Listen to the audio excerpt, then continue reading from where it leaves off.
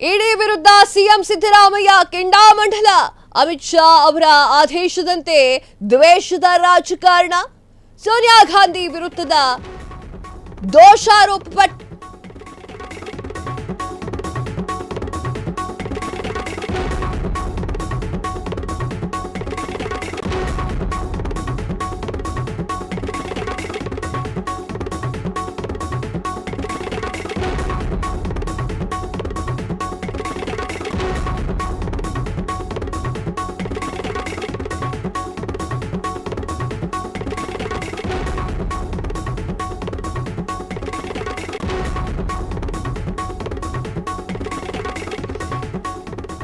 S, ಅವರ ಸೇಡಿನ ರಾಜಕಾರಣ ಮುಂದುವರಿದ ಭಾಗವಾಗಿದೆ ಅಂತ ಹೇಳಿ ಸಿದ್ದರಾಮಯ್ಯ ಹೇಳ್ತಾ ಇದ್ದಾರೆ. ಕಾಂಗ್ರೆಸ್ ಪಕ್ಷ ಸತ್ಯ ನ್ಯಾಯದ ಬಲದಿಂದ ಎದುರಿಸಲಿದೆ. ನ್ಯಾಷನಲ್ ಹೆರಾಲ್ಡ್ ಪ್ರಕರಣದಲ್ಲಿ ಸುಳ್ಳು ಆರೋಪ ಮಾಡಲಾಗ್ತಾ ಇದೆ. ಹಣ ಅಕ್ರಮ ವರ್ಗಾವಣೆ ಆರೋಪವನ್ನ ಬಳಸಿಕೊಂಡಿದೆ ಎನ್ನುವಂತಹ ಮಾತನ್ನ ಹೇಳ್ತಾ ಇದ್ದಾರೆ. ಇಂತಹ ಸರ್ವಾಧಿಕಾರ ಧೋರಣೆ ವಿರುದ್ಧ ಪ್ರತಿಭಟನೆ. ಕಾಂಗ್ರೆಸ್ ಕಾರ್ಯಕರ್ತರು ಬೀದಿಗೆ ಇಳಿದು ಪ್ರತಿಭಟಿಸಲಿದ್ದಾರೆ. ಪ್ರತಿಯೊಬ್ಬ ಪ್ರಜೆಯೂ ಕೂಡ ಕೈ ಜೋಡಿಸಬೇಕಿದೆ ಅಂತ ಹೇಳಿ ಸಿಎಂ ಸಿದ್ದರಾಮಯ್ಯ ಅವರು ಟ್ವೀಟ್ ಅನ್ನ ಮಾಡಿದ್ದಾರೆ.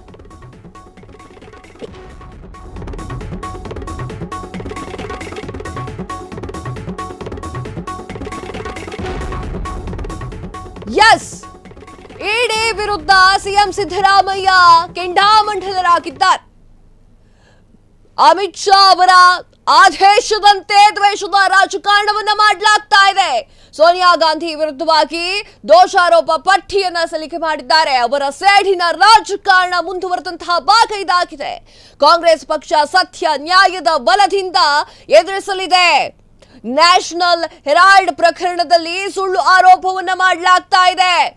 ಹಣ ವರ್ಗಾವಣೆ ಆರೋಪವನ್ನ ಬಳಸಿಕೊಂಡಿದೆ. ಹಣ ಅಕ್ರಮ ವರ್ಗಾವಣೆ ಆರೋಪವನ್ನ ಬಳಸಿಕೊಂಡಿದೆ. ಇಂತಹ ಸರ್ವಾಧಿಕಾರಿ ಧೋರಣೆಯ ವಿರುದ್ಧ ಪ್ರತಿಭಟನೆ ಮಾಡೋಕ್ಕೂ ಕೂಡ ಸಿದ್ಧರಿದ್ದೇವೆ. ಕಾಂಗ್ರೆಸ್ ಕಾರ್ಯಕರ್ತರು ಬೀದಿಗೆ ಇಳಿದು ಪ್ರತಿಭಟಿಸಲಿದ್ದಾರೆ. ಪ್ರತಿಯೊಬ್ಬ ಪ್ರಜೆಯೂ ಕೂಡ ಕೈ ಜೋಡಿಸಬೇಕಿದೆ ಅಂತ ಹೇಳಿ ಸಿಎಂ ಸಿದ್ದರಾಮಯ್ಯ ಅವರು ಟ್ವೀಟ್ ಅನ್ನ ಮಾಡಿದ್ದಾರೆ. ಎಸ್, ನೀವು ಸ್ಕ್ರೀನ್ ಮೇಲೆ ನೋಡ್ತಾ ಇದ್ದೀರಾ ಸಿದ್ದರಾಮಯ್ಯ ಅವರು ಯಾವ ತರ ಟ್ವೀಟ್ ಅನ್ನ ಮಾಡಿದ್ದಾರೆ ಅಂತ ಹೇಳಿ. ಇದೇ ಟ್ವೀಟ್ ಅನ್ನ ಅವರು ಮಾಡಿದ್ದಾರೆ. ನ್ಯಾಷನಲ್ ಹೆರಾಲ್ಡ್ ಪ್ರಕರಣದಲ್ಲಿ ಕಾಂಗ್ರೆಸ್ನ ನಾಯಕಿ ಸೋನಿಯಾ ಗಾಂಧಿ ಹಾಗೂ ರಾಹುಲ್ ಗಾಂಧಿ ವಿರುದ್ಧ ಜಾರಿ ನಿರ್ದೇಶನಾಲಯ ಅಂದ್ರೆ ಇಡಿ ದೋಷಾರೋಪ ಪಟ್ಟಿಯನ್ನ ಸಲ್ಲಿಕೆ ಮಾಡಿದೆ. ಈ ವಿಚಾರಕ್ಕೆ ಸಂಬಂಧಪಟ್ಟಂತೆ ಸಿಎಂ ಸಿದ್ದರಾಮಯ್ಯ ಅವರು ಕಿಡಿಕಾರಿದ್ದಾರೆ. ಕಾಂಗ್ರೆಸ್ ಪಕ್ಷದ ಹಿರಿಯ ನಾಯಕಿ ಸೋನಿಯಾ ಗಾಂಧಿ ಮತ್ತು ಕೇಂದ್ರ ಸರ್ಕಾರದ ಪಾಲಿಗೆ ಸಿಂಹ ಸ್ವಪ್ನವಾಗಿರುವಂತಹ ರಾಹುಲ್ ಗಾಂಧಿ ಅವರ ವಿರುದ್ಧ ದೋಷಾರೋಪ ಪಟ್ಟಿಯನ್ನ ಸಲ್ಲಿಸಿರುವಂತಹ ಜಾರಿ ನಿರ್ದೇಶನಾಲಯ ಅಂದ್ರೆ ಇಡಿ ಕ್ರಮ ಪ್ರಧಾನಿ ನರೇಂದ್ರ ಮೋದಿ ಹಾಗೂ ಗೃಹ ಸಚಿವ ಅಮಿತ್ ಶಾ ಅವರ ಸೇಡಿನ ರಾಜಕಾರಣ ಮುಂದುವರೆದ ಭಾಗವಾಗಿದೆ ಅಂತ ಹೇಳಿ ಸಿದ್ದರಾಮಯ್ಯ ಅವರು ಆರೋಪವನ್ನ ಮಾಡ್ತಾ ಇದ್ದಾರೆ. ಇದು ಕೇವಲ ನಮ್ಮ ಪಕ್ಷದ ಇಬ್ಬರು ನಾಯಕರು ಅಲ್ಲದೆ ಕಾಂಗ್ರೆಸ್ ಪಕ್ಷದ ವಿರುದ್ಧದ ಸೇಡಿನ ಕ್ರಮ ಇದಾಗಿದೆ ಅಂತ ಹೇಳ್ತಾ ಇದ್ದಾರೆ. ಇದು ವಿರೋಧದ ದನಿಯನ್ನೂ ಕೂಡ ಸಹಿಸೋದಿಲ್ಲ. ಕಾಂಗ್ರೆಸ್ ಪಕ್ಷ ಯಾವುದನ್ನು ಕೂಡ ಸಹಿಸೋದಿಲ್ಲ ಅಂತ ಹೇಳಿ ಸಿದ್ದರಾಮಯ್ಯ ಅವರು ವಾಗ್ದಾಳಿಯನ್ನ ನಡೆಸ್ತಾ ಇದ್ದಾರೆ.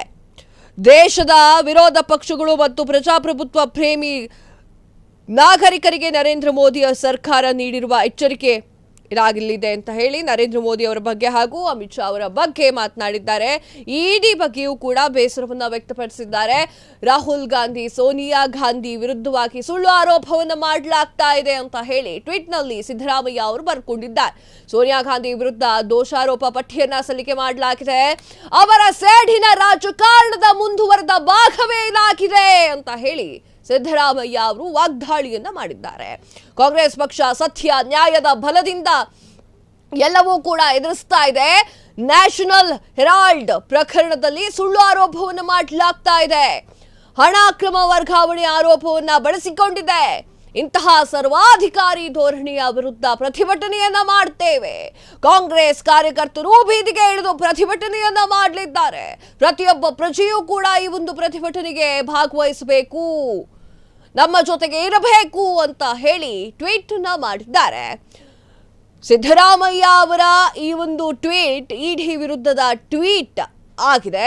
ಅಮಿತ್ ಶಾ ಅವರ ಬಗ್ಗೆಯೂ ಕೂಡ ದ್ವೇಷದಿಂದ ಮಾತನಾಡಿದ್ದಾರೆ. ದ್ವೇಷದ ರಾಜಕಾರಣವನ್ನ ಮಾಡ್ತಿದ್ದಾರೆ ಅಮಿತ್ ಶಾ ಅವರು ಅನ್ನುವಂತಹ ಬಗ್ಗೆಯೂ ಕೂಡ ಉಲ್ಲೇಖ ಮಾಡಿದ್ದಾರೆ. ಸೋನಿಯಾ ಗಾಂಧಿ ವಿರುದ್ಧ ದೋಷಾರೋಪ ಪಟ್ಟಿ ಸಲ್ಲಿಕೆ ಮಾಡಿದ್ದಾರೆ. ಈ ವಿಚಾರವಾಗಿ ಅವರು ಟ್ವೀಟ್ ಅನ್ನು ಮಾಡಿದ್ದಾರೆ.